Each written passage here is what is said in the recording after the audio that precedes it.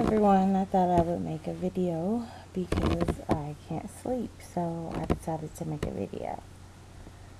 I was thinking about all of the things that I could remember that kind of went on in my Kingdom Hall that were very much,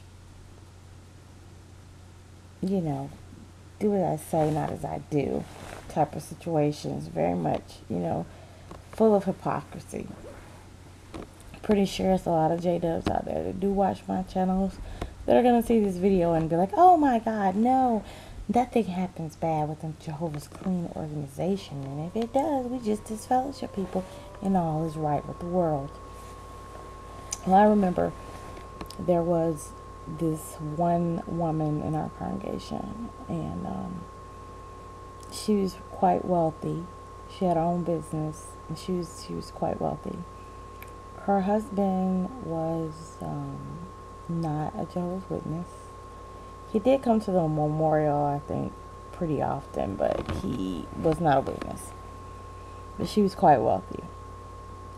And she really loved her children, and she used to get foster kids all the time, and she ran her business. She's an amazing woman. I mean, I liked her, looked up to her a lot, just because of a lot of things she was able to accomplish. And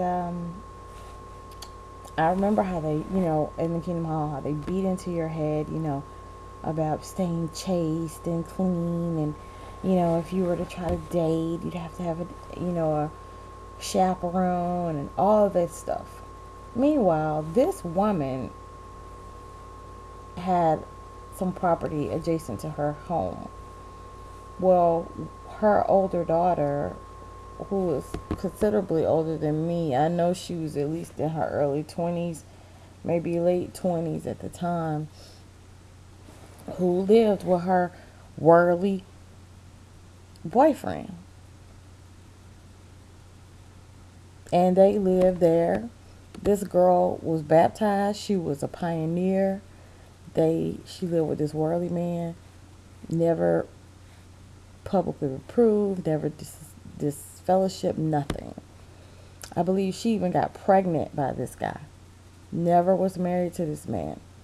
Nothing ever said. Meanwhile, I'm getting taken before the elders because my bed isn't made. It was just crazy. Then I remember her son got really sick and he needed a kidney transplant. Now, I don't know how much y'all know about transplanting organs, but most of the time, if you're going to get an organ transplanted, the likelihood of you needing a blood transfusion is going to be pretty large. Right? Right. Well, her son was adopted, so she had no idea, who was going to be a match for him. And she looked around and around the country, and they had, tried to find a match for him and couldn't find anyone. And I was like, wow, he's going to die because, he has to have a blood transfusion for all of this, and he's just going to die. Well, he didn't die. Like I said, she's very wealthy. So what was told to me was that she bought a kidney for him on the black market, basically somewhere South America, somewhere. She bought a kidney for him, and he had his operation, he had a blood transfusion, and he lived. No problems, nothing at all. So they have a different standard for different people. Just like I think I said in one of my other videos, it was a girl who went to my congregation, and she was always on in the dramas and everything, and she was just like, they always put her up as this model teenager, which I knew that this girl had had multiple abortions. The hypocrisy, just, I don't understand it. And then people are going to say, well, there is hypocrisy in, other religions as well. I would probably agree with you about that. The difference is that the other religions don't say that they're the only way, that everyone else is going to be killed in a mass genocide by God, and they don't put it out there. They do not create a situation where they are elitist and as if they have the special golden ticket. and no one else does. And you're all going to die if you don't agree with what they say and what they do. And that's the difference. But there definitely it was a lot of hypocrisy within the congregations that that I attended. Like I really couldn't believe some of the things that I would see that would go on, and me, like I said, if my haircut wasn't the one, the haircut that they liked, then something was said about it. I remember when I mentioned at one point I wanted to go to college. It was as if that was the worst thing I could have ever said. But I wasn't ashamed and I wasn't embarrassed of saying that. But I just found it just really interesting, just because you have more money than the next person, then you know you you're just going to get your way within the congregation. I also remember another family where I know that they were on welfare for the bulk of my lifetime. I can tell you they were on at least up in. They're probably still on welfare. They probably have been made to get off since they've reformed it, but they were on welfare for years. For as I was aware, her husband was able-bodied. Like this man did not have some type of ailment or issue or problem or whatever. So I don't understand. You don't want your people to be of the world. You don't want them to go to school, but you want them to benefit from other people's hard-earned money and tax money to help them. Like I don't understand it. Either create a paradise for your people and make it where you're taking care of them and no one else has to take care of them, or allow them to get some form of education so they can take care of themselves, some type of training so they can take care of themselves. It's just it's just ridiculous. I don't understand why.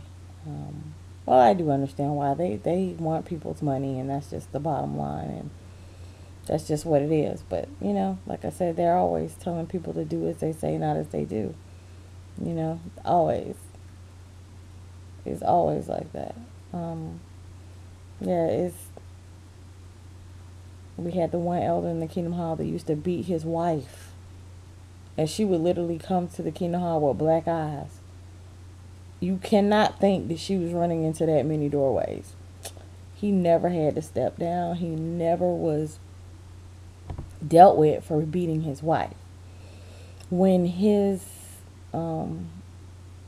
stepdaughter got pregnant, that was just too much to take. So they definitely made him step down because of that, because she got pregnant. But then a couple of years passed, and then he was put back in his position again. He was back being an elder again after he had I guess after his I think the daughter ended up becoming disfellowshipped, or I believe she was disfellowshipped. She got disfellowshipped and she moved back to the state that they were from, and yeah, he was right back in it again. It was like very obviously known that this man was beating his wife. So I don't really understand what scales of justice they use or how they measure what's right and what's wrong. They don't seem to have a good sense of what's right and what is wrong. I mean, I guess Jehovah's Clean Organization is just an oxymoron, basically. What it means is they're kicking anybody out that has any type of intellect, thought, or any type of true morals, or any type of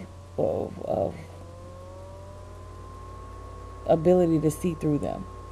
As long as you're moldable and you're going to do what they say that you want you to do, they want you to do, they're going to want you in.